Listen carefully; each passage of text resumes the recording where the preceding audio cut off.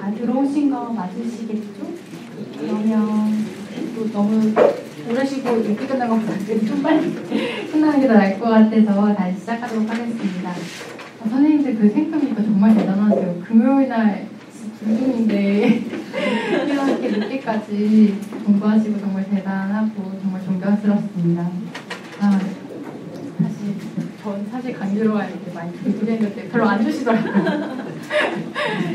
네, 다음에 제가 조금 사실 시간이 빠질까봐 앞에서는 더 빨리 말씀드리고 했는데 난소암에 대해서는 더 간단합니다. 그래서 좀 더 간단히 말씀드리고 케이스도 좀 더 말씀드리도록 하겠습니다. 그리고 비숍이 말씀드릴 수 있을 것 같아요. 말씀드리도록 하겠습니다. 그래서 난소암에 대해서 살펴보면 난소암의 기호에 대해서 말씀드리고 이제 치료에 대해서 말씀드리겠습니다. 우선은 난소암 생각해보면 뭐가 있을까 찾아봤더니 가수 양희은 씨가 어렸을 때 사실 30대 난소암을 걸렸었다고 하더라고요. 근데 이제 이분이 수술받고 잘 나아서 지금까지 멋진 노래들을 잘 불러주고 있다고 하고, 또 저희가 잘 아는 안젤리나 졸리, 그가 걸린 건 아니고 그녀의 어머니였던 마실렐린 보트란드라고 하는 이 어머님이 사실은 그 브라카 뮤테이션 때문에 예방한 난소암 이뤄있는 분이고, 그것 때문에 아직 암 앓고 돌아가시면서 이제 안젤리나 졸리한테 당부를 했다고 합니다. 그래서 안젤리나 졸리가 유방 절제 수술 받고, 그래서 난소 난관 암절, 그 다음에 자궁 절제까지 다 받았던 게 바로 이제 이러한 이력 때문에 시행을 하게 되었습니다. 그때 엄청 한 센세이션을 했던 것 같아요. 어떻게 저럴 수 있지, 예방을 위해서 이렇게 했는데 그 어머니가 투병하는 걸 보고 상당히 충격이 컸나 봅니다. 요즘에는 양 예방을 많이 하고 있습니다. 그래서 그렇게 중요한 난소는 어디에 있느냐, 자궁이 양옆에 있습니다. 그래서 난자를 보관하고 옆으로 성숙시키면 대란이 이루어진다고 할 수 있겠습니다. 그래서 난소암은 한 1000에서 1200명이 새로 진단된다고 하니까 아주 적지만 않은 숫자는 여성에게서는 한 2 정도 발생하는데, 문제가 이제 50세에서 70세 사이에 많이 발생합니다. 사실 폐경 이후에 대부분 진단이 된다고 하고, 근데 문제는 70% 이상이 진행된 상태에서 발생됩니다. 그래서 상해 확률이 상당히 높은 되겠습니다. 위험 인자를 봤을 때는 아무래도 나이가 많이 발생하겠고, 출산 경험이 없거나 임신 촉진을 사용해봤거나 폐경 이후에 호르몬 대체제를 썼거나 가정력이 있거나 브라카 뮤테이션이 있는 경우 리스크가 높겠고 백인이 더 높다고 합니다. 예방 인자로서는 경구피임약을 사용하게 되면 난소암을 예방할 수 있는데 부유방암이 증가할 수 있습니다. 이것 때문에 쓰는 거는 사실 삼가해야 될 것 같고요. 다산이 있거나 모유수유는 또 예방적인 효과가 있고, 브라카 뮤테이션이 있는 환자는 프로필락틱하게 오프렉토미아, 셀빙모트 뒤에 가서 말씀드린 난소 난관 절제술을 시행하는 게 예방적인 효과가 있다라고 확실하게 알려져 있고, 다만 조기 폐경과 골다공증 위험성을 생각을 해봐야겠습니다. 난소가 왜 이렇게 늦게 발견이 되느냐, 사실은 골반 깊숙한 곳에 위치를 하고 있습니다. 작고 사실 특별한 특징을 느끼지 못하는 경우가 많습니다. 그래서 여러 암들이 사이런트 킬러라고 하는데 이 암도 사이런트 킬러 중에 하나입니다. 좀 많이 진행돼야 골반에 통증이 있고 배에 통증이 있게, 먹기 힘들어하고 이런 게 복수가 차고 이러면서 증상들이 느껴지지, 약할 때는 많이 없고 방광을 누르면서 비뇨기계 증상도 있을 수 있겠습니다. 체중까지 이제 빠지면서 정말 더 많이 진행되기가 있을 수 있겠고요. 이제 이런 것들을 진단하기 위해서 골반에 진행할 수 있겠고, 여러 가지 영상 검사 등을 하고 혈액 검사를 하고 종양포지자도 사용을 해볼 수 있겠습니다. 종양포지자는 PSA만큼 아주 특이적인 수치는 아니긴 한데 그래도 이제 난소암의 그런 인자로서 사용될 수 있겠고, 정상 범위는 0에서 35. 그리고 치료 난소암을 진단하는 데보다는 어떻게 보면 치료에 대한 반응을 예측하고 그를 통해 예후를 예측하는 데 더 사용을 해볼 수 있는 인자가 됩니다. 대장 쪽에 혹시 전이가 있지 않는지 그런 내시경을 해본다거나, 이것도 마찬가지로 조직 검사를 해서 진단을 하게 됩니다. 조직 검진에 대해서 살펴봤을 때 그 CA125라고 하는 종양표지자 초음파를 사용해 볼 수는 있는데 유용성이 매우 낮습니다. 그래서 현재는 효과적인 검진 방법이 아예 없다라고 생각이 되고 있고, 아마 이제 고위험 분에게서는 이러한 검사들이 사용해 볼 수 있겠다라고 생각하시면 되겠습니다.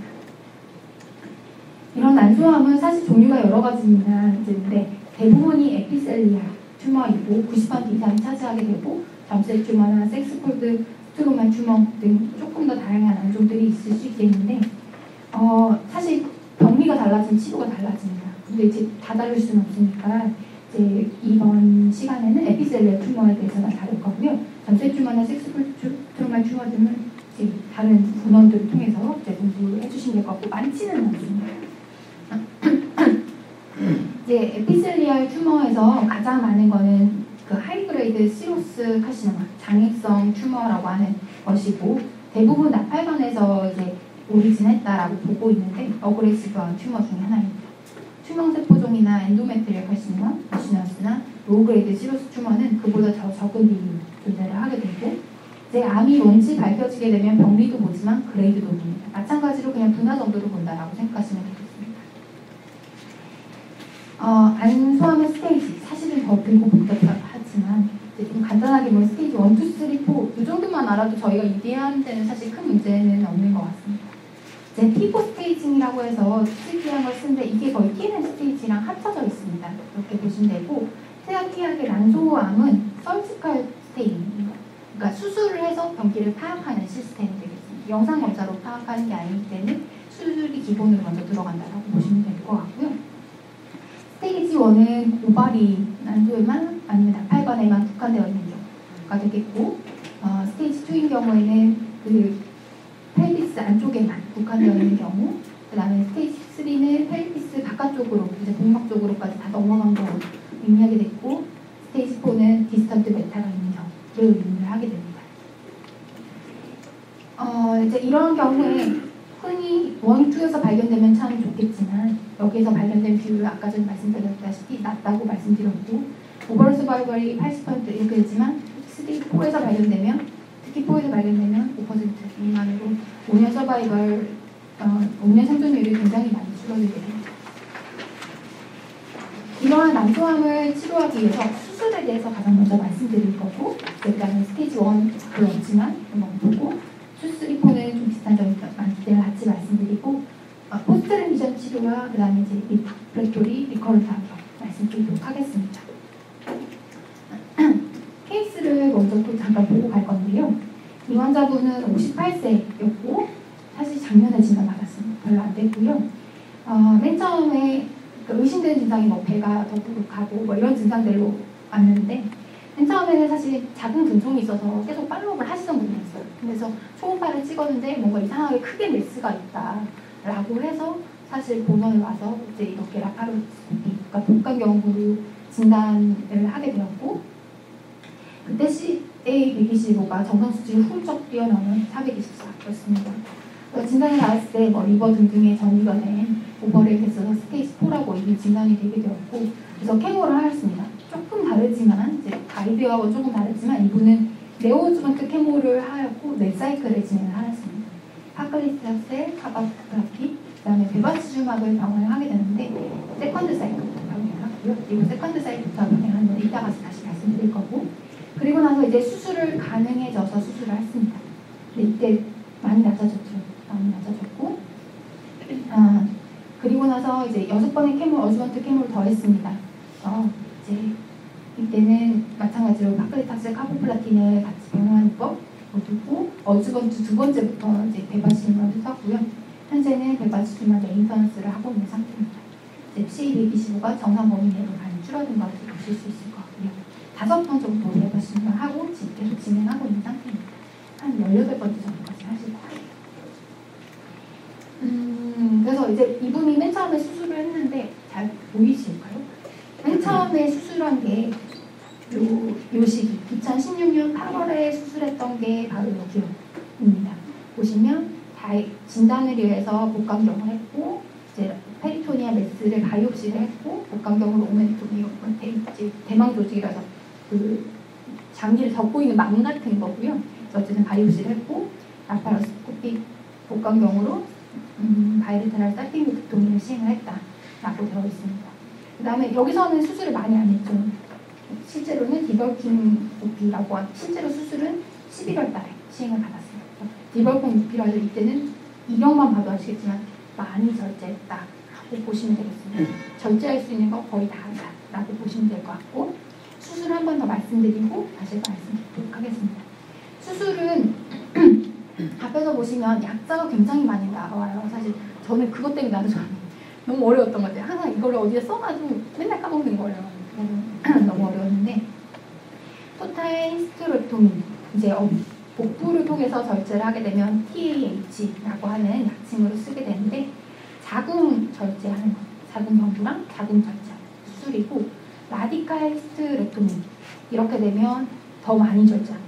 자궁, 나팔관, 난소, 그다음에 질, 상부 3분의 1, 그다음에 주위 림프절 다 절제합니다.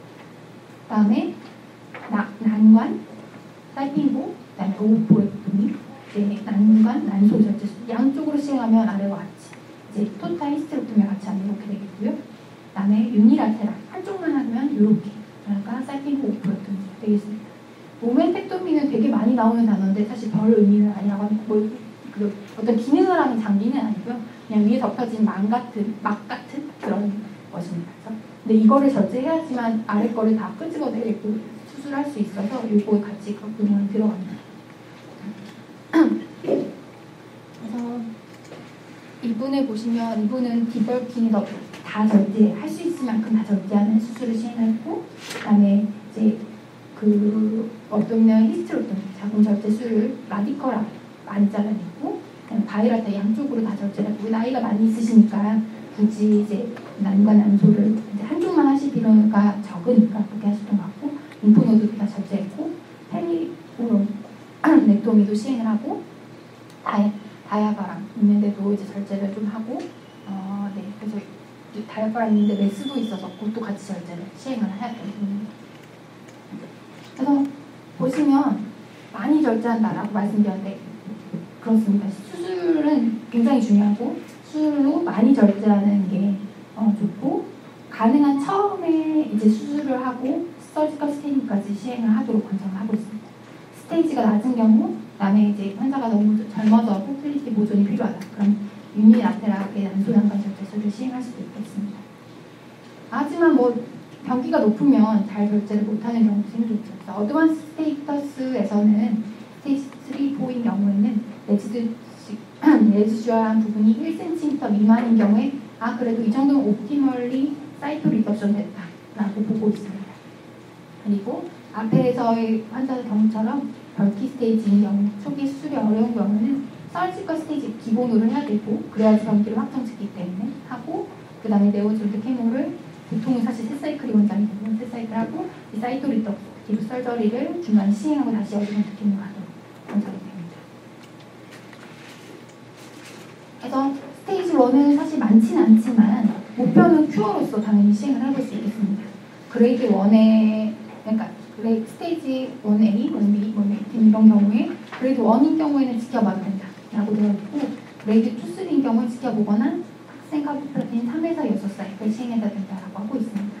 근데 이제 3에서 6사이클 보면 유의하지 않게 이제 스테이지 1, 스테이지 2인 경우에 다 유의하지 않는 것처럼 보이긴 하는데 실제로는 좀 그 병리를 나눠서 봤을 때 가장 많은 게 시러스 튜머라고 말씀드렸어요. 이게 거의 70% 이상이라고 말씀드렸는데 병리를 나눠 봤을 때는 시러스인 경우에는 6사이클 시행하는 게 3사이클 시행하는 것보다 훨씬 좋다라고 결과가 나서 이런 것도 좀 참고가 되는 것 같고요. 다른 병리인 경우에는 비슷하다. 6사이클, 7사이클 비슷하다라고 보는 것 같습니다. 스테이지 2, 3, 4 대부분은 여기에서 발견이 될 것 같은데 우선 첫 번째 목표는 그래도 큐어를 목표로 합니다. 가장 많이 시행이 되는 치료들은 학생과 카보플라틴을 6사이클 시행을 하는 것이고 네, 카테고리 1에서 그것이 추천이 되겠습니다. 그래서 학생 카보플라틴과 이제 파클리탁셀 병하든지 아니면 도드댄스 케모세라피라고 도드댄스 파클리탁셀이라고 해서 파클리탁셀을 필스당 80mg 매일 1, 85에 주거나 아니면 이제 아예 카보플라틴을 위클리하게 주는 방법 그리고 도세탁셀을 파클리탁셀 대신에 쓰는 방법 등을 사용해 볼 수 있겠습니다. 시간은 뭐 조금 변동사항이 있을 수 있겠습니다. 이렇게 앞에서 말씀드렸던 IV로 주는 방법 외에 복강경으로 케모세라피를 주는 것도 해볼 수 있는데 특히나 이제 1cm 미만으로 옵티멀리 디벌킹인데 스테이지 2, 3인 경우 카테고리 1으로서 추천이 될 수 있겠고 특히 이제 3인 경우에 추천이 되겠고 이제 네오즈먼트 수술이 불가능한 경우 네오즈먼트 케모하고 그다음에 어즈먼트 케모 하는 식으로 진행됐고요. 이거는 중간에 제가 잘못 넣었다던데 왜 들어갔지? 이게 연구는 하고 있는데요. 아직 NCCN이나 이런 데서는 이렇게 독성이 좀 더 많아서 파클리탁셀 대신해서 페길레이트 리포소말 독소를 쓰는 거는 아직까지는 퍼스트 라인으로는 안 되고 있는 거고 세컨드 라인으로 이제 시행을 하고 있고요. 이제 처음에서도 시행을 해볼 수 있는 게 베바시뉴반 컨테이미네이션 이 환자분도 시행을 하셨던 그 방법이고 카테고리 2B로서 추천이 되겠습니다. 그래서 이제 앞에서 말씀드렸던 이제 카테고리 1으로 추천드렸던 파클리탁셀 또는 카보플라틴 경험요법 중에 도즈댄스 방법에 대해서 말씀드리도록 하겠습니다.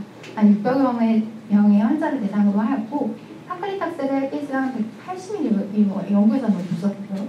이제 그거와 파클리탁셀을 일상 80mg을 185로 준 방법 비교했을 때 당연히 어떻게 보면 효과는 합칭이 훨씬 더 높으니까 프로그레션 프리 서바이벌도 높았고 오버럴 서바이벌도 높았습니다. 다만 이제 부작용 아네미아 같은 게 좀 더 높게 나타나서 그런 측면이 있겠고요. 이제 급여로 쓸 수 있는데 아마 60까지는 급여가 되고만 초과부는 급여가 안 되고 이런 식으로 조금 복잡한 측면이 있다고 알고 있습니다. 그리고 이제 도세탁셀하고 파클리탁셀을 비교했을 때, 이건 워낙 유명하기 때문에 잘 아실 뭔가 들어보셨을 거라고 다들 생각하는데 아마 도세탁셀은 피스랑 75를 썼던 연구였고 파클리탁셀은 175를 썼던 연구였습니다. 3주 간격으로 6번 진행을 하게 되었고 이제 효과는 비슷하다. 근데 뭐가 달랐냐면 톡시티가 달랐는데 도세탁셀은 골수억제가 더 많이 생겼고 뉴트로페닌 컴플리케이션이 더 많이 생겼고 앞에서도 카바치탁셀도 골수억제 심했잖아요.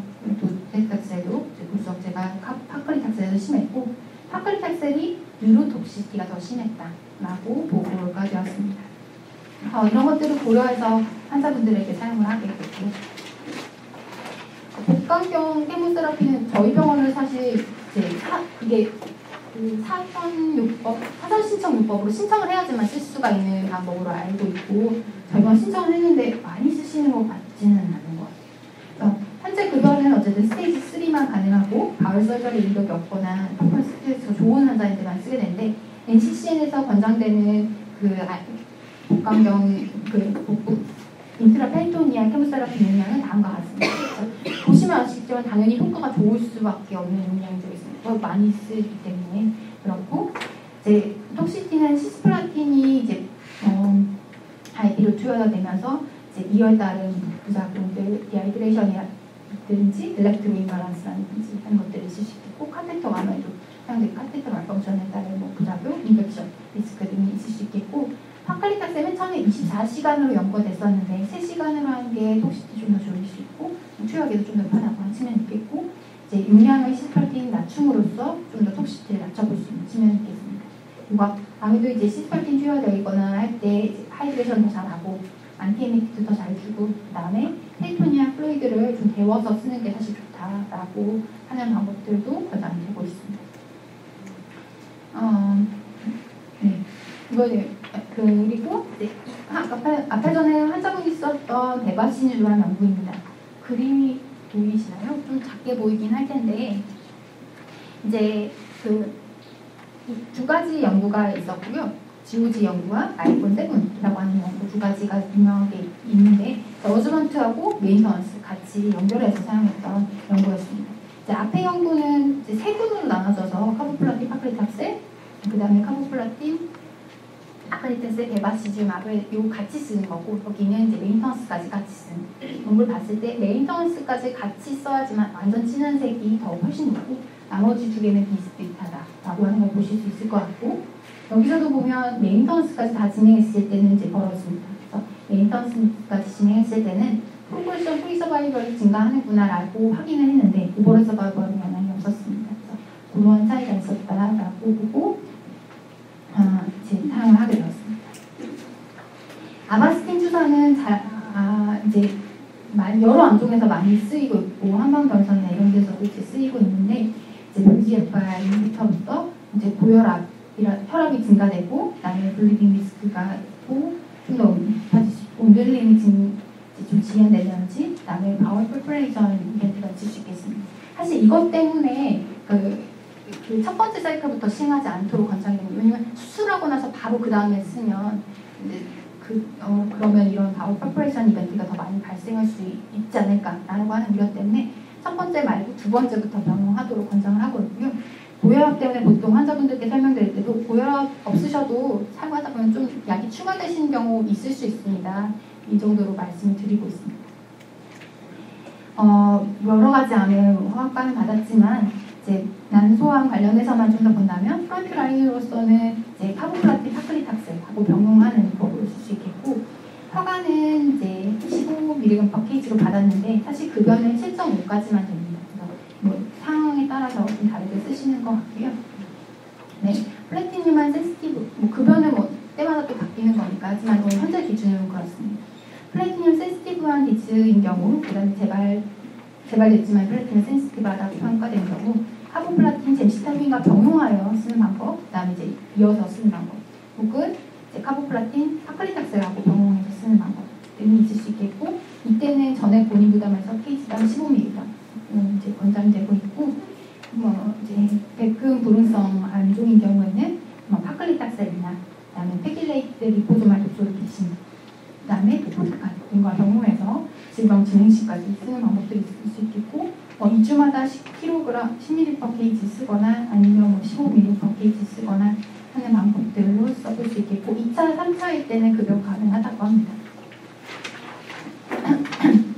이렇게 해서 이제 레미션이 다 됐다. 대부분 뭐 레미션까지는 다 갈 수 있겠습니다. 근데 이제 많이 가게 되면 그 다음에는 보통 지켜보는 방법을 다시 한번 쓰게 될 거고 왜냐면 세컨드로 그러니까 다시 한번 수술을 그때 하는 건 서바이벌 증대시키지 못한다라고 보기 때문에 그냥 보통 지켜보는 방법들을 쓰게 될 거고 이제 메인턴스로서는 뭐 파클리탁셀, 파주파닉 등이 이제 MCC에는 말해지고 있고 앞에서 얘기했던 베바신도 이제 써볼 수 있겠습니다.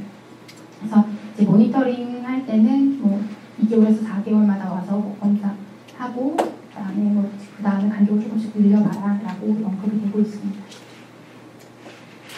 하지만 1차 종료 후 CR이었던 대부분의 환자들 60에서 80%가 빠르게는 1년, 뭐 느려도 이제 4년 내에는 재발이 다 이루어진다고 보고 있고 이때는 더 이상 이제 큐어는 목적이 되지는 못하겠습니다.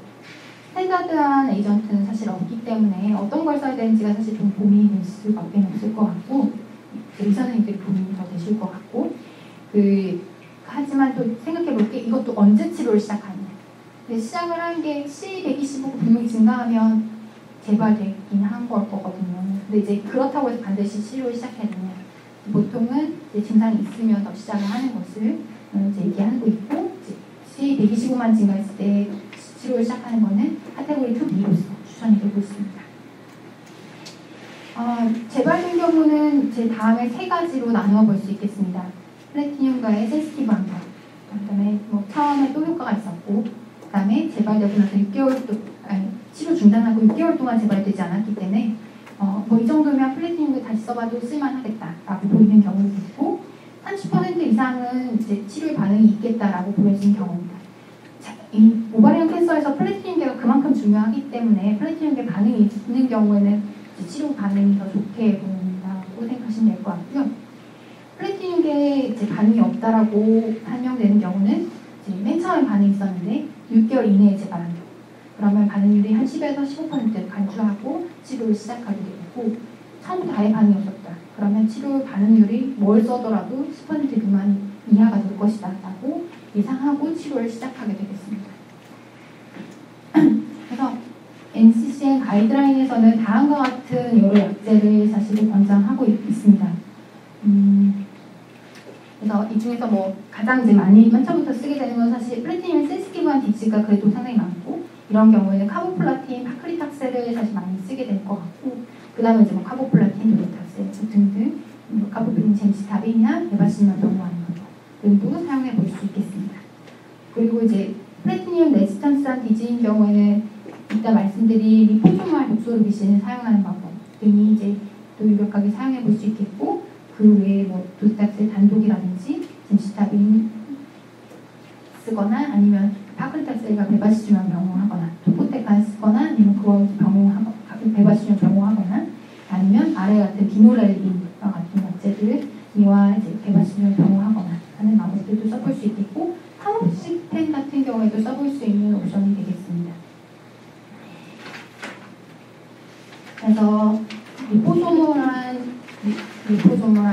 독소리비신을 재발한 목발의 캔서에서 썼던 연구에 대해서 먼저 살펴보고 리포소말 독소리비신에 대해서 말씀드리겠습니다. 크립소 트라이얼이라고 하는 ICT 연구였고, 이제 이 연구 같은 경우에는 이제 그냥 센시티브한 퍼스트 릴랩스 오버린 캔서 환자를 대상으로 했습니다.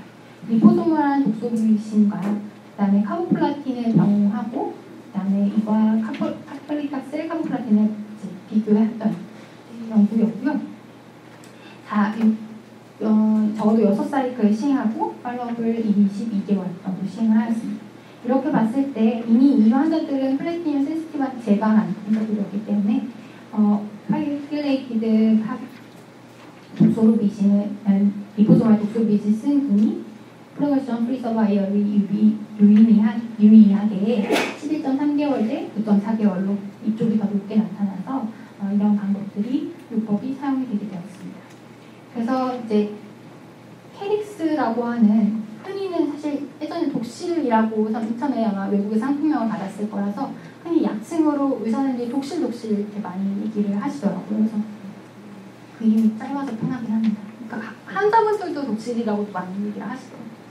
안트라사이클린계라고 이름만 보셔도 아실 것 같고, 이제 파클리탁셀 플래티늄계를 포함하는 화학물질을 실패한 진행성 난소암뿐만 아니라 전이성 유방암이나 카포시투, 그다음에 MM의 병법, 벨케이다 병으로서 사용되고 있고, 이제 난소암을 쓸 때는 리포소말 독소르비신을 카보플라틴하고 병호하는 법이나 리포소말 독소르비신을 모노세라피로 40에서 50 정도 쓰는 법으로 받았고요. 국내 허가는 필스당 50mg을 모노로 받았긴 한데 NCCN에서는 40을 권장하고 있어서 경우는 조금 달라질 수 있는 것 같습니다. 자주마다 쓰게 되고, 이제 이게 헬프 신드롬이 상당히 많이 옵니다. 그래서 그거에 대한 대비가 필요하고 51% 미만인데 그레이드 3, 4가 24%이기 때문에 굉장히 심한 경우도 많다라고 봐주실 수 있을 것 같고, 자극을 최대한 피하고 요리하는 것 최대한 왜냐면 뜨거운 냄비 같은 거 마시실 때 조심하시고, 많이 걸어다니는 거 피하고, 왜냐면 발바닥에 압력이 가해지면 이게 발이 붓고 건조해지면서 문제가 생기는 거라서 걸어다니는 것 자체도 좀 문제가 될 수 있습니다. 그리고 구내염이 상당히 많이 옵니다. 그래서 입안하는 것도 많이 말씀하시고, 물렁거리는 거는 아주 심하거나 그러진 않은 것 같은데 그래도 이제 빈도는 조금 있고요. 인퓨전 레이트 리액션이 10% 정도 내외로 있고, 가디오톡시티는 아직까지는 크게 문제가 된다고 보진 않고 있는 것 같습니다. 이게 안트라사이클린계를 또 얼마나 측정능력 어떻게 계산해야 되는가, 이거에 대한 논의는 아직까지 컨센서스는 없는 것 같고, 요거는 거의 안전하지 않을까요? 이런 식으로 의사님들이 말씀하시는 것 같고, 측정 능력 계산은 아직 미지수인 것 같습니다. 그 다음으로 이제 말씀드릴 거는 팔프 이니비터입니다. 브라카 뮤테이션이 있는 이제 난소암에 이제 허가를 받아 사용을 하고 있습니다. 팔프라고 하는 거는 폴리 ADT 리보즈 폴리머레이즈라고 하는 거의 약칭으로서 이제 DNA에 데미지가 있었을 때 그거를 이제 다시 교정하는, 리페어하는 데 관여하는 지노믹 스테빌리티를 어떻게 보면 유지하는 굉장히 중요한 인자라고 할 수 있겠습니다. 그래서 보게 되면, 그림을 보시게 되면 이제 그 싱글 스트랜드 브레이키지, 뭔가 이제 문제가 생겼을 경우 파이프가 작용을 해서 이것이 DNA 리페어를 일으키게 되는데, 만약에 파이프 이니비터가 있다면 이제 주어졌다면 그게 더블 스트랜드 브레이키지 이루어지게 되고, 하지만 이게 노멀 셀이라면 그냥 다른 또 기전에 의해서 DNA 리페어가 일어나서 세포가 살아날 수 있는데, 브라카 뮤테이션이 있는 경우에는 그런 장애들이 데미지가 교정되지 못하기 때문에 이게 바로 셀데스로 이루어질 수 있다라고 하는 개념에서 브라카 뮤테이션이 있는 암 환자에게 이제 팔프 이니비터들이 사용이 되게 되었습니다. 그래서 국내에서 팔프 이니비터는 단 한 가지가 출시되어 있고, 올라파릭이라고 하는 이제 약입니다. 림파자라고 하는 캡슐이고 50mg 대 400mg 8알 복용하도록 하고 있고, 백금 미만성, 말성 브라카 변이가 있는 고도 장애성 난소암, 대부분 이거라고 말씀드렸고요. 백금 민감성 브라카 변이가 있는 암에서 허가를 받았다라고 보시면 되겠습니다. 이게 CRP 3A4에서 대사를 받기 때문에 오늘 말씀드린 약들은 참 대사가 많은 거예요. 이게 좀 필요하고 신기는 저하가 있을 때도 용량 조정이 필요할 수 있겠습니다. 아네미아는 아지아나, 스테이크, 보미팅 뭐 이런 이제 부작용들이 알려져 있고요. 작년 말에 사실은 미국에서는 로카파립이라고 하는 또 세컨드 팔프 인히비터가 허가를 받았습니다. 이제 FDA에서만 아직 허가를 받았기 때문에 국내에서 출시되려면 상당히 좀 시간이 오래 걸릴 것으로 생각이 됩니다. 올라파립 관련된 연구는 사실 스테이지 3 스터디는 저는 못 찾아본 것 같아요. 찾아봤는데 잘 안 보이더라고요. 근데 이제 올라파립을 400mg PID를 쓰고 플라시보를 쓰는 걸 이제 비교했던 연구였고, 이 연구 같은 경우에는 크로스오버를 허용을 했었는데, 크로스오버를 허용해서 그런 경우를 다 빼고 여기를 이제 비교를 한 것이고요. 보라 색깔, 파란 색깔이 어쨌든 간에 올라파립을 쓴 분이었고, 이제 여튼 형광 하늘색, 형광 연두색 같은 경우가 이제 플라시보 분입니다. 보시면 어쨌든 조금 더 높게 이제 프로그레션 프리 오버럴 서바이벌이 유지되는 걸 보실 수 있을 거고, 이런 걸 통해서 리파자라고 하는 약이 쓰이게 되었습니다. 그래서 앞에서 말씀드렸던 케이스를 보시면 다시 좀 더 이해가 되실 것 같아요. 맨 처음에 이제 라파로스코피로 진단을 이제 받았고, 이제 C125를 주기적으로 체크를 하고 있었으며, 하지만 4번을 좀 받았고, 맨 처음부터 이제 쓰기 시작했습니다. 팔리에이티브 케어 워낙 개념으로 치료가 들어갔기 때문에, 그 다음에 이제 수술하고 다시 이제 케모를 했고, 그 다음에 메인턴스를 하고 있다라고 하는 걸 보실 수 있을 것 같고요. 사실은 이런 케이스보다 이런 케이스를 더 많이 보실 거예요. 이 환자분은 어떤 경우냐면 72세 여성분이었고, 혈압에는 별로 없었는데 뭔가 배가 부는 것 같고 불편해서 왔습니다. 그러니까 발단 오버리언 메타스타시스, 칼시노마토시스 뭔가 의심돼가지고 내원을 했고, 스테이지 라파로토미를 했을 때, 이제 수술을 했을 때 2011년도 전에 했는데 이미 스테이지 진단을 받았고, 그래서 첫 번째로 파클리탁스 카포플라틴 경우 한 16번 했고, 근데 그 다음에 조금 쉬다가 다시 재발돼서 파클리탁스 시스플라틴을 이번에 약을 좀 바꿔서 시행했고, 이제 6개월은 넘었죠. 다시 했고, 그리고 나서 조금 다시 쉬다가 다시 또 커져서 벨루테칸 카보플라틴 시행했고, 그리고 다시 또 쉬다가 프로모션해서 피하고 다시 이제 케모를 다시 토포테칸 시스플라틴 하고, 그리고 나서 좀 쉬다가 다시 이제 두고해서 테목시펜 쓰고, 그리고 최근에는 리포소말 독소리루션 쓰고 있습니다. 뭐 이렇게 여러 가지 케모를 한 경우들을 사실은 더 많이 보실 것 같아요. 앞에 케이스보다. 근데 뭘 먼저 하는 게 좋은지를 잘 모르겠죠. 약을 좀 상황에 따라서 바꿔서 쓰시는 것 같습니다. 그래서 보면 이거는 드리진 않았는데, 이게 사실 제가 그냥 정리해보긴 했는데, 저희 병원에 쓰는 레지멘이랑 그다음에 여기저기서 정리한 요법들을 정리하긴 하거든요. 그래서 이게 완전히 정확할지 몰라서 제가 포인트에 붙여드리진 않았습니다. 근데 보시면은 뭐 플래티넘 센시티브한 디지인 경우에 재발했을 때 쓸 수 있는 방법들이 파클리탁셀 카보플라틴, 뭐 도세탁셀 카보플라틴, 파클리탁셀시스, 도세탁시스, 그다음에 리포즈말 독소루신과 카보, 그다음에 플러스 마이너스 베바신효과 해가지고 젠시타빈 카보 쓰는 방법, 젠시타빈 시스 쓰는 방법 등 있을 수 있겠고, 그 다음에 이제 벨로테칸 시스, 벨로테칸 카보, 토포테칸 시스, 토포테칸 카보, 카보플라틴 독소루신 사이클로프스팜 등등을 쓸 수 있겠고, 레스탄장염 모노세라피로 요만큼, 독세탁셀 모노로, 위클리로, 파클리탁셀 위클리로, 에토파사이드 모노로, 젠시타빈, 그다음에 파클리탁셀, 그다음에 페귤레이트 리포소말 독소루신, 토포테칸 모노, 위클리, 비노레빈 모노, 텔로테칸 모노, 베가시주안 모노, 타모시펜, 그리고 또 이제 베가시주안 병원 요법까지. 그래서 많은 요법들이 사실은 옵셔널하게 제시가 되고 있는 것 같고, 뭐가 좋을지는 또 항상 상황에 맞춰서, 근데 사실 무시 못한 게 또 급여가 상황들도 고려해서 써야 될 것 같습니다. 그래서 보면은 난소암은 정확하지 못한다는 게 단점이라서 못 나와드렸습니다. 그래서 이제 그 구체적인 이게 딱 레퍼런스가 있는 건 아니고 여기저기서 있는 거여가지고 이제 어쨌든 간에 기억하고 가셨으면 좋겠는 거는, 난소암은 서지컬 스테이닝을 시행한다는 것이고, 스테이지 1에서는 이런 수술을 그냥 지켜보거나 아니면 3에서 6까지 시행할 수 있겠고, 스테이지 2, 3, 4에서는 이게 가장 퍼스트 라인, 아이브, 탁센, 카보플라틴을 시행을 하게 되고, 재발한 경우에는 뭐 센시티브한지 레지스턴스한지에 따라 쓸 수 있겠고, 브라카 뮤테이션 경우에는 팔프 인히비터도 사용해 볼 수 있겠다 라고 하는 게 현재까지 말씀드릴 수 있는 내용이 되겠습니다.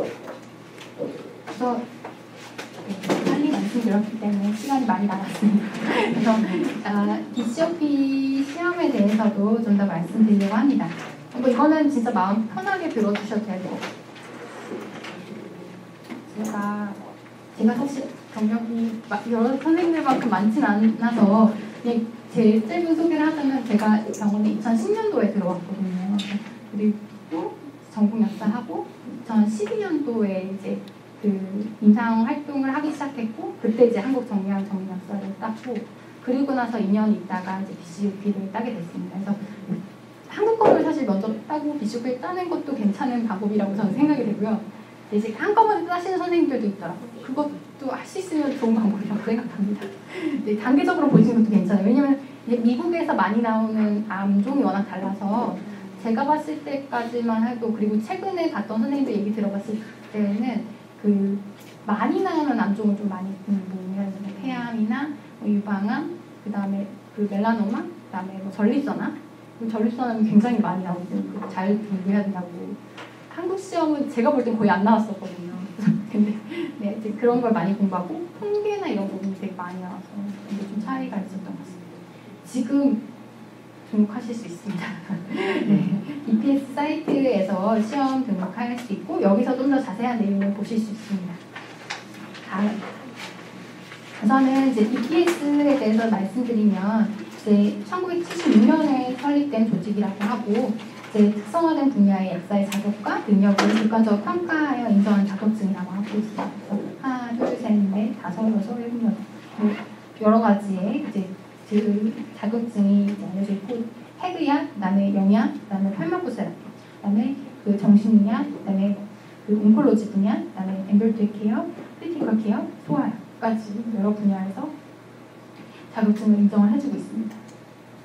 그래서 BCOP라고 하는 거는 골드 설티파이드 온콜로지 파마시스트의 약자로서 근거 기반으로 환자 치료에 대해서 검토하고, 그 치료 중에 쓸 수 있는 약물 부작용과 상호작용 모니터링해서 환자 케어를 직접적으로 해야 된다. 그리고 변화하는 약제에 대해서 경험과 최신의 지식을 가지고 약물 요법을 모니터링하고 디자인도 해야 되며, 심지어 제안도 하고, 이제 뭐 문제를 대처를 해야 된다라고 엄청 거창하게 얘기를 하고 있고요.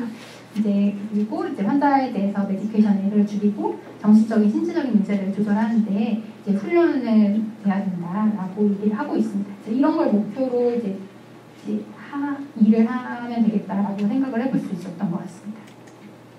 그래서 이제 자격 조건 및 응시 방법은 사실 그 사이트에 보면 캔디데이트 가이드라고 해서 나오고 있고요. 이제 봄, 가을마다 보기 때문에 이게 봄, 가을에 다 나와 있습니다. 보시면은 이게 약대 졸업증이 필요하고 약사 면허증이 필요하고 다 있으신 거고요. 이제 온콜로지 파마시 분야에서 경력이 필요한데, 최근 7년 이내에 경력만 필요한데, 제가 봤을 때까지만 해도 최근에 봤던 선생님 얘기 못 들어봤는데 자격증, 경력 증명서를 내거나 하진 않아요. 그래서 졸업 시점이 중요합니다. 그러니까 적어도 졸업하고 4년은 지나 4년의 경력이 있다고 볼 거잖아요. 그런 게 필요할 수 있겠고, 이제 뭐 레지던시 과정에서 나는 2년만 경력이 있어도 된다라고 인정을 하시려면 이제 그거는 뭐 인정하는 서류가 필요합니다. 그리고 이제 합격점 이상 점수를 획득하면 되겠다. 그래서 4년 이상 사실은 경력만 있으면 기존 조건이 많이 없습니다. 그래서 오히려 한국 시험보다 그게 쉬울 수 있어요. 왜냐면 한국 시험은 뭐가 들어야 되는 게 되게 많잖아요. 수업 많이 들으셔야 되는데, 이런 시험만 보시면 되는 그런 편리함이 있습니다. 그 방법은 조금 어려운, 까다로운 측면이 있는데 한번 보시면서 천천히 해보시면 다 보실 수 있을 거고요. 1년에 2번 시험 보고 봄, 가을에. 그리고 한국에서 시험 볼 수 있는 장소는 제가 알기로는 서울, 부산 두 군데로 알고 있습니다. 이게 보통 이런 사무실 같은 데 빌려서 시험을 보시더라고요. 그래서 정말 대여해주는 그냥 1일 사무실 같은데 빌려서 보는 시스템이라 굉장히 불친절합니다. 거기서 그리고 지원이 전산 시스템인데 미국에서 보내면 답이 없을 수가 많아요. 잘 챙겨서 일정을 맞춰서 거기에 답이 안 오면 계속 막 연락을 메일 보내서 왜 나한테는 시험 접수를 안 해줬냐 이렇게 이런 거 좀 챙겨야 될 수 있다는 좀 측면이 있습니다. 그래서 지원을 하게 되면 이 캐슬이라고 하는 대로 지원자 명단이 보내지고 그럼 캐슬에서 좀 다른 본부인가 봅니다. 그래서 여기서 지원자한테 이메일을 보내서 시험 스케줄 정해라 라고 하는데 여기 조금 누락되는 경우가 몇 번 있었습니다. 그래서 바로 봐주셔야 되고 지원자들이 그 해당 지원 시기에 장소를 정해야 되고 아마 먼저 정한 사람이 임자인 걸로 알고 있고요. 이게 예전에는 BCOP랑 다 다른 데서 보지 않고 아마 BPS는 다 같은 시험장에서 보셨던 걸로 알고 있어요. 그러니까 그 몇몇 하루에 뭐 6명이든 이렇게 제한 인원이 있어서 그런 식으로 열렸던 것 같고요. 그 시험은 이제 두 부분으로 나뉩니다. 파트 1, 파트 2. 근데 이제 여기가 멀티플한 초이스여서 100문제, 75문제 이렇게 나누고 2.5시간, 1시간 53분 이렇게 됐던 것 같고 중간에 이제 브레이크를 자기 마음대로 쉴 수 있습니다. 이게 그 45분을 쉴 수도 있고 그냥 이어서 하겠다 하실 수도 있습니다. 자기 선택일 거고요. 근데 이제 저 같은 경우는 파트 1, 파트 2 시험 볼 때 동일한 문제도 있었어요. 이게 아마 컴퓨터 시험이랑 오류일 것 같기도 합니다. 그래서 이제 그렇게 좀 문제 겹칠 수도 있다고 알고 계시면 될 것 같고 파트 1, 파트 2가 시험이 뭐 나뉘지 않습니다. 뭐 통계는 파트 1에만 나오고 뭐 이러진 않고 분산돼서 나오고 합니다. 그래서 그 5개 영역으로 나눠본다면 뭐 셀 피지올로지, 몰레큘러 바이올로지, 세라피틱스, 클리니컬 트라이얼 리서치 이게 상당히 많이 나와서 임상시험 관련해서 꼭 공부가 많이 필요해요. 요것만 많이 맞춰도 많이 맞출 수 있다고 저희끼리 막 공부하면서 했었고 그 다음에 퍼블릭 헬스 부분이 나와서 무슨 기관 이름도 되게 많이 나옵니다. 무슨 미국의 무슨 기관 이름, 무슨 기관 이름 뭐 이런 게 많이 나오는데 한 2문제인가 3문제 나왔던 거예요. 근데 그냥 버리고 가면 된다 그런 식으로 했던 것 같고 그냥 암종 공부와 통계랑 임상시험 관련해서는 꼭 알고 가셔야 됐던 것 같고요. 샘플 테스트 풀어보겠습니다. 72세 남성 이게 왜냐면 전립선이라서 72세 남성이고 리플로라이드 22.5ml를 3주 간격으로 3달 간격으로 맞았던 전립선암 환자였습니다. PSA가 4였는데 이제 4달 전에는 4였는데 그리고 3달 전에는 10이었는데 점점 올라서 25가 됐습니다. 본 스캔을 했더니 본 스캔에서 메타스타틱 디지가 있다고 봤습니다. 어떻게 해야 될까요? 1번 A. 디칼루타마이드 안티안드로젠을 준다. 50mg 대비를 준다. 2번 도세탁스를 위클리로 주는 방법 1, 8, 15, 22, 29 그래서 6주마다 주고 페니줄솔론을 5mg BID로 준다. C. 도세탁스를 75mg 3주마다 주고 페니줄솔론 5mg 하루 2번 준다. 이토산토론은 일상 12 주고 페니줄솔론을 데일리로 준다. 어떤 거 할까요? 그쵸? 열심히 들어주셨다는 걸 네, 답은 C입니다. 잘 맞춰주셨고 이런 식으로 이제 문제가 나오게 되고요. 되게 쉬운 문제도 있고 되게 어려운 문제. 저는 그때 되게 황당했던 문제 중에 하나, 황당하지 않아야 되는 황당했던 문제 중에 하나가 뭐냐면 레스나 먹는 약이 나왔어요. 그래서 저는 아직도 그 기억이 되게 생각나요. 거기는 이제 미국에서 쓰는 약이니까 좀 다른 약이 나올 수 있는데 공부할 때 어쩔 수 없죠. 버려도 될 것 같아요. 근데 다만 이제 신약이 되게 많이 나올 수도 있다고 해서 신약 공부는 좀 했던 것 같아요. 그래서 뭐 드럭스닷컴 같은 데 들어가서 최근에 뭐 한 2년간의 그 허가받은 신약에 대해서 공부하고 또 이렇게 좀 했던 것 같고요. 테스트 데모로 이거는 전혀 상관없지만 이런 식입니다. 그래서 뭐 다시 되돌아갈 수도 있고 넘길 수도 있고 뭐 문제를 체크해서 책갈피 해놓을 수도 있고 시간 되기 전에만 모든 문제를 다 풀면 되는 시스템이고요. 네, 그래서 뭐 선택하면 됩니다. 다시 선택 고칠 수도 있고 컴퓨터로 그냥 시험 치는 뭐 그런 시스템이고 그러니까 플래그 해놓은 거 내가 뭐 몇 개의 플래그 책갈피 했었냐 랜서한 거 몇 개, 랜서 안 한 거 몇 개다 이런 식으로 보이게 됩니다. 그래서 어쨌든 BPS 시험 보게 되면 60일 이내에 지원자한테만 이제 보일 수 있다고 하고 절대평가로 200에서 800점으로 표시가 되면 최소 500점을 넘어야 패스할 수 있다고 합니다. 완전 절대평가지 거의 절대평가인 것 같긴 한데 시험 배점이 어떻게 되는지는 사실 잘 모르겠어요. 그런 측면이 있고 한 번 보면 7년간 유효하고 그 이후에는 리서티피케이션을 해야 되고 파트 1 문제를 한 번 더 푸는 방법으로 이제 재시험을 보거나 아니면 100시간의 교육 기술학점을 취득해야 된다라고 하고 있습니다. 네, 다들 이제 공부할 때는 이제 레전스 분야 경력 안 봅니다. 미국에 내지도 않을 거기 때문에 졸업하고 시간 이게 필요하고 이제 관련 저널 텍스트를 보라고 하는데 기본적으로 이렇게 이따 말씀드릴 프리페이션 그 공부하는 책이 있습니다. 그래서 그 책을 보는 방법. 신약은 좀 따로 봐야 되고 통계랑 임상시험 따로 조금 공부가 필요하고요. 근데 거기 통계랑 임상시험도 특히 임상시험 같은 경우는 웬만한 이 책이 다 나옵니다. 그리고 종양 통계 관련 교육 프로그램, 그다음에 병원 약사의 프로그램이 상당히 사실 좋거든요. 그래서 그런 걸 보시거나 학회 참석하고 그런 것들을 도움 되겠습니다. 그래서 사실은 이제 공부할 책을 ACCP.com에서 사실 수 있습니다.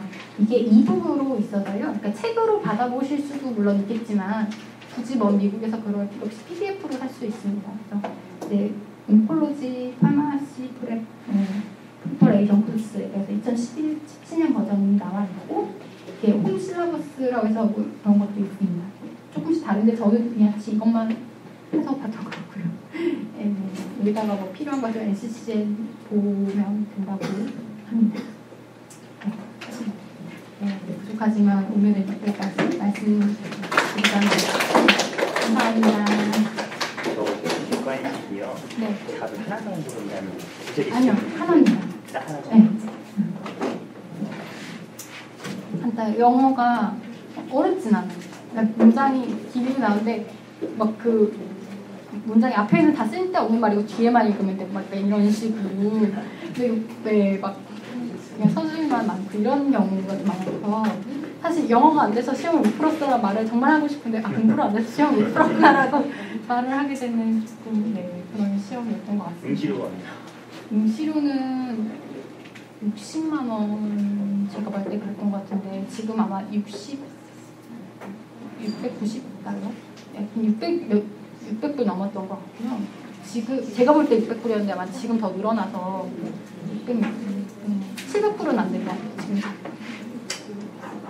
그리고 제 시험을 보면 단가적으로 일단 시험 그래서 뭐 오버롤 서바이벌까지 좋아하지 않느냐 뭐 진짜 쉬운 문제도 뭐 나오긴 하고요. 뭐 센시티비티, 스펙시비티 뭐 이런 거 보는 문제도 나오고 임상 시험은 페이즈 1, 페이즈 2, 페이즈 3, 페이즈 4 이런 거에 대해서 묻는 문제나 임상 시험 뭐 옵서베이션 스터디 뭐 이런 것들 그러니까 진짜 임상 시험 계획하고 그런 거 관련된 문제. 정말 임상 시험 예. 자체에 대한 자체에 대한 그런 근데 그 책에 내용이 있습니다.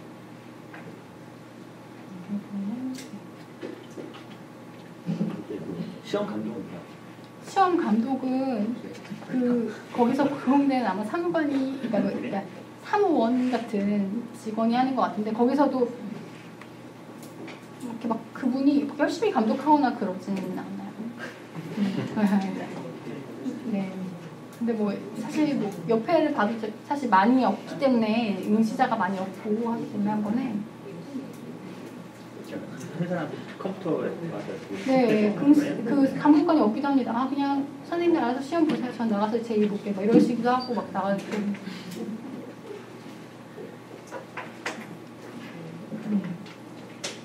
많은 선생님들이 지원관 잘하실 수 있을 거라 생각합니다.